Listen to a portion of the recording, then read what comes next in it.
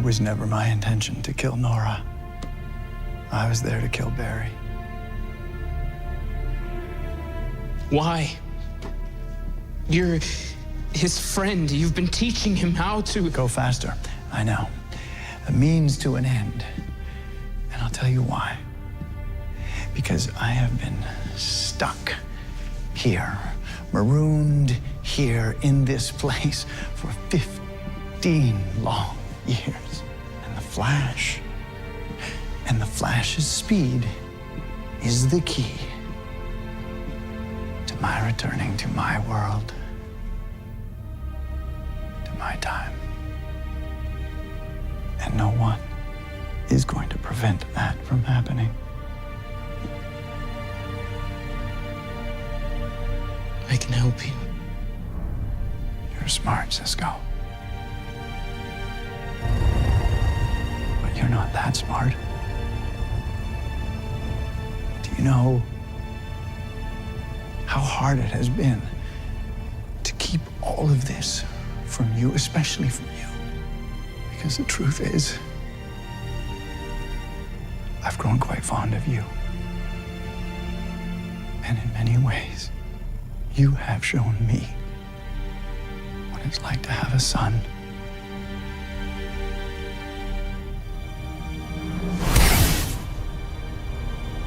Forgive me, but to me, you've been dead for centuries.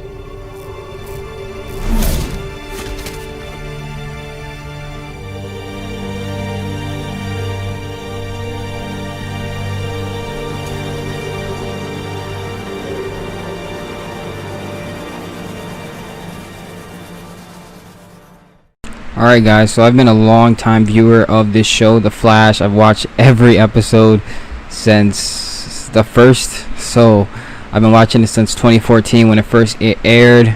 Actually, I watched it when the pilot got leaked that summer, if anybody remembers. The pilot of the show got leaked the summer before it was supposed to air. But anyway,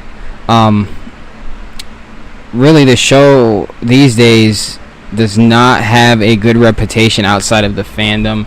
And most of the people that you do see praising the show are like shills, I want to say.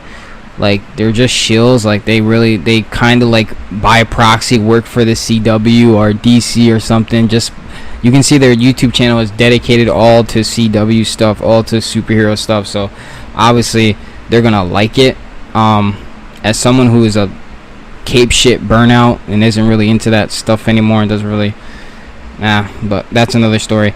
I just wanted to give my own take on the show, and as someone who's actually watched the show since the start, and was once a big fan of this show, I used to be a religious follower of this show, I want to give my take on why the show has dropped off and why people aren't interested, why viewers are tuning out, and why the show has just had a massive dip in quality.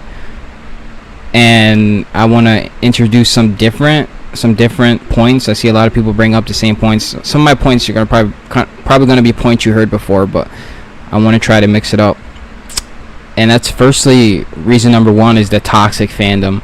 I believe that a terrible fandom can ruin anything, like any show, comic, video game franchise, whatever. It can just ruin your enjoyment of it. That's why I can never get into the Marvel Cinematic Universe.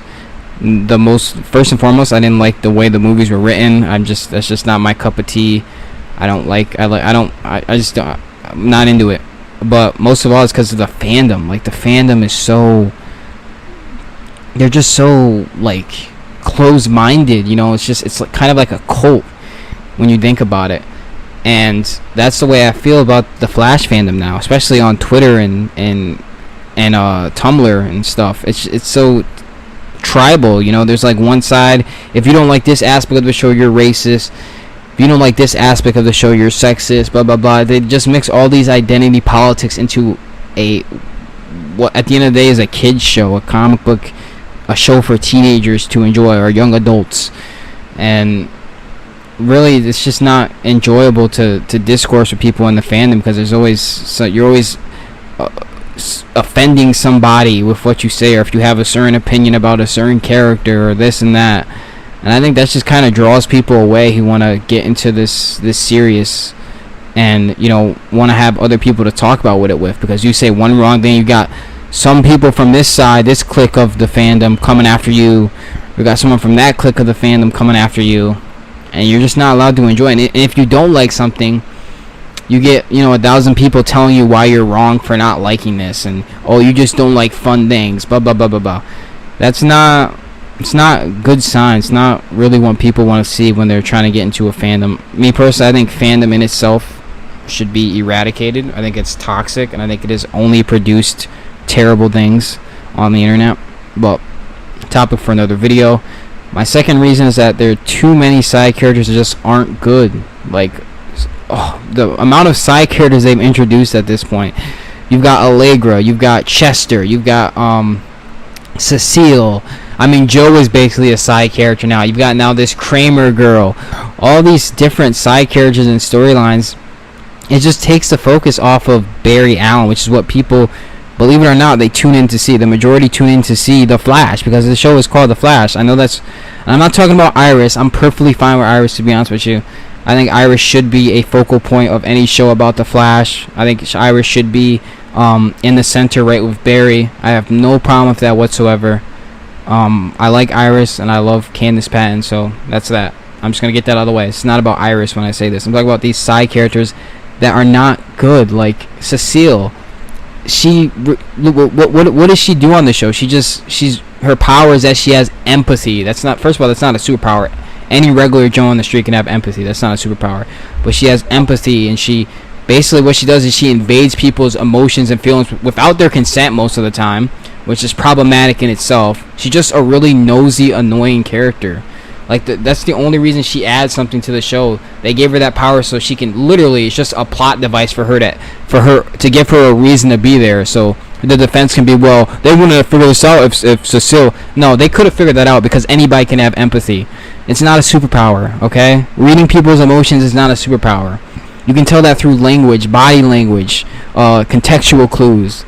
It's not that hard.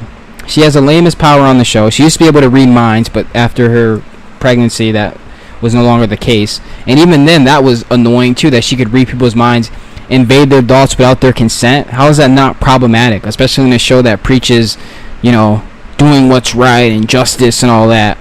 I don't know, having someone invade someone's thoughts without their consent is pretty villainy to me, but sure. She's really just an annoying character. She doesn't bring anything new to the show. She doesn't bring anything exciting to the show. She doesn't do anything for the show.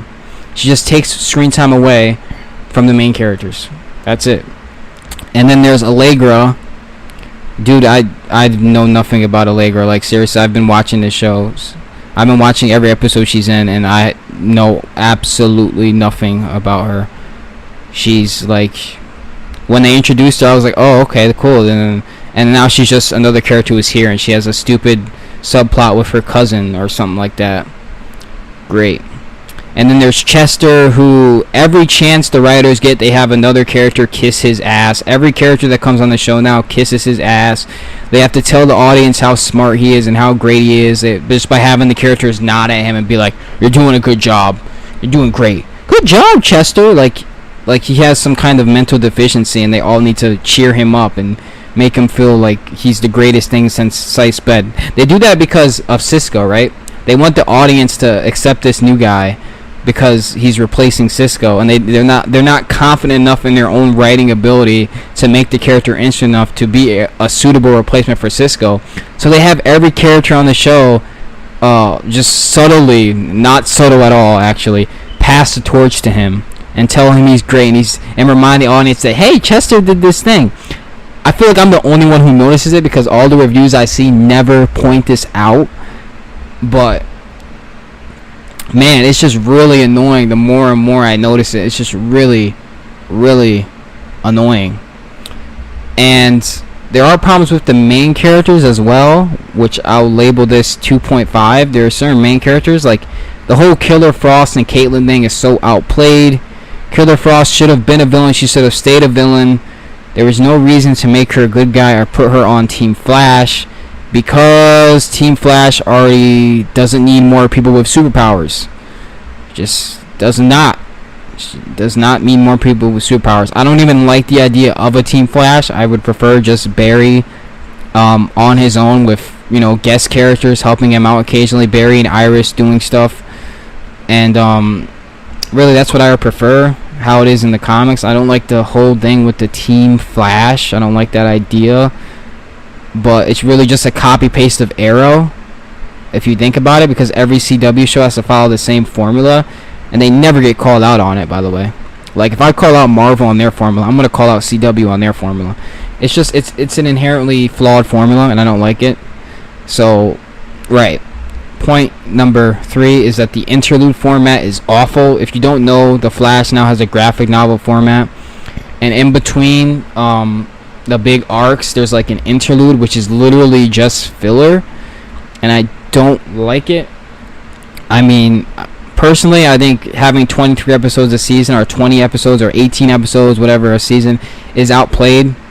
You should have 12 to 14 episodes per season, and you won't need like a graphic novel format, or just follow Gotham's format. Gotham rarely ever had a filler episode. It was just constant. There was no need for an interlude, because everything was being set up. The next arc was being set up through the last arc. If you look at Gotham Season 2, that was setting up what was happening in Season 3. And the beginning of Season 2 was setting up what was happening in the latter half of Season 2.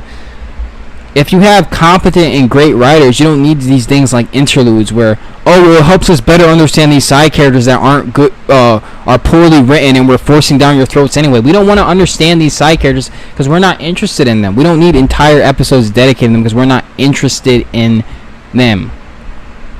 I'm sorry, but it's true. They're not interesting. Why do we need entire episodes about side characters? If you want to make entire episodes for the interlude, you should have made episodes about the main characters that were on there, that people that we've known for so long already, like Cisco. Well, he was already off the show, but like Iris and stuff like that. Like, come on, why not an episode of Iris? Iris and Barry doing some work on their own. I love how in these interlude episodes, or in these kind of episodes, it's always Iris has to go away for some period of time. Why can't it be the opposite? Why can't the other characters go away from the period of time? It's Iris, Barry, and Joe working together, doing something. Because since we've known them since the beginning, and the relationship still needs to do some evolving. You know what I'm saying? Like, there's still some great moments you can make with those 3 characters that were there originally, like the OG Team Flash and stuff like that. But I don't like the interlude format. I think it's boring. It's a waste of time. And you should just get to the next arc. You don't need an interlude. What is the interlude like? What? Why? You don't need an interlude. It flopped. It failed. It didn't do anything for any of the characters that it claimed to do for. It didn't. There's no need for an interlude. Do what Gotham did. Gotham, this people act like this graphic novel format is revolutionary. Gotham was doing that since Season 2. Or mid-Season 1, if you want to be honest. And they were setting up the storylines through 23 episodes. Because they were great, competent writers. That's why. Now, number 4 is wrongly addressing social issues in the show. They tried to address mental health in the black community. I thought it fell flat. I didn't relate to it. They tried to address Black Lives Matter, or police overreaching, through a white character in Killer Frost. Yes, they tried to push a social message through Killer Frost. The character who committed all of the crimes she was accused of: kidnapping, attempted murder, assisting in the murder of H.R. Wells, basically, holding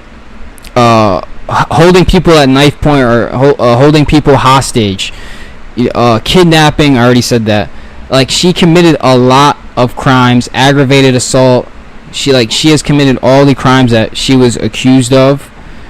And that's supposed to be the whole police overreach storyline. That's supposed to be the BLM storyline that they were talking about. Great. Even though there's a cast of most of the cast, a lot of members of the cast are people of color that you could have directed that storyline to, but you chose to do it to the white murderer girl. Good going there, CW. And it is network mandated, by the way. It's network mandated. The CW show Kung Fu, they confirm, the showrunners and the writers confirm that they were mandated by the network to address Black Lives Matter. So, great. Studio meddling, everybody loves that. And number 5, finally, is just bad writing. The writing in the show is awful. It's just, there's so many bad, cringy lines.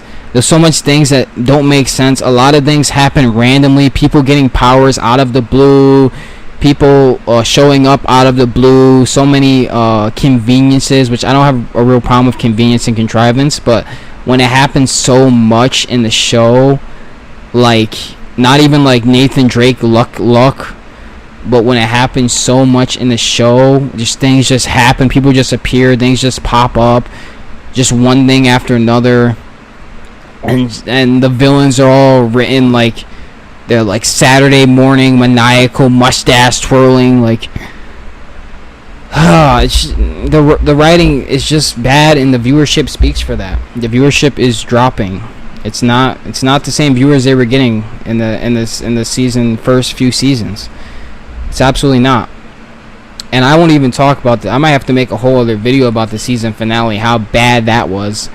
Everyone's saying it was great because, well, they're impressed by action sequences and stuff like that. But if I were to do a thorough breakdown of that season finale, I could explain to you why I didn't like it. So, yeah, that's 5 reasons why The Flash has gone downhill, in my opinion, and why it has fallen off the map, in my opinion. The biggest reason being the bad writing. It just comes down to bad writing.